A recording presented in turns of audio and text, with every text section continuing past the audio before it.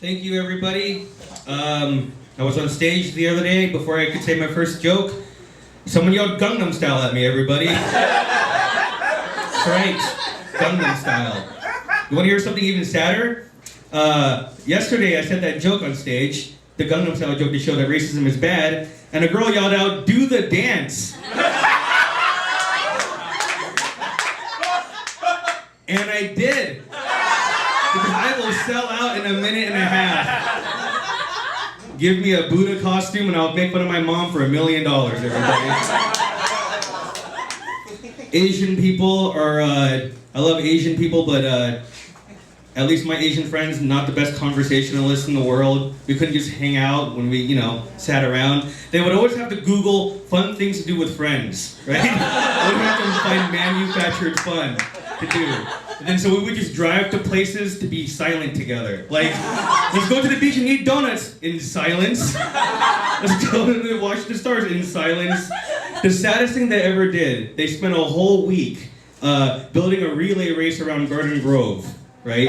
And they called it the Amazing Race. I partook in the Amazing Race, and I got last place. I think that was the low point of my entire life. There was one point of the Amazing Race when I had to ride a bike across the bridge. I don't know how to ride a bike, and I said, "Hey dude, would you mind if I just push the bike across the bridge?" And he goes, Hey Robert, you think this is some kind of joke? Huh? You think this is a joke? This isn't a joke, right? This is the Amazing Race, right? This is serious. I'm like, alright, well, sorry buddy.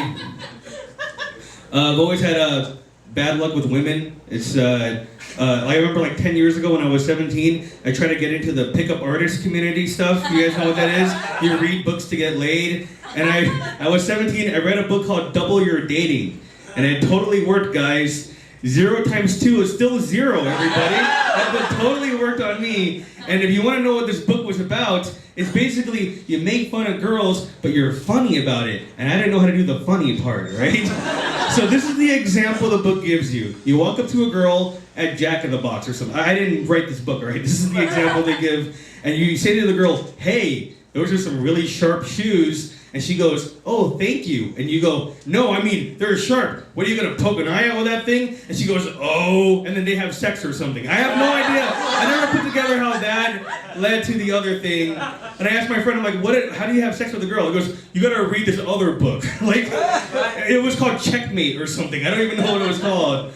But I didn't know how to do this strategy, right? I tried it. I'm like, all right, fine. Make fun of a girl, but be funny about it, right? It was before a dance. I walked up to my friend Anna, and I said, "Hey, Anna, is that some new mascara you got on your face?" And she goes, "Yeah." And I go, "It makes your face look really ugly."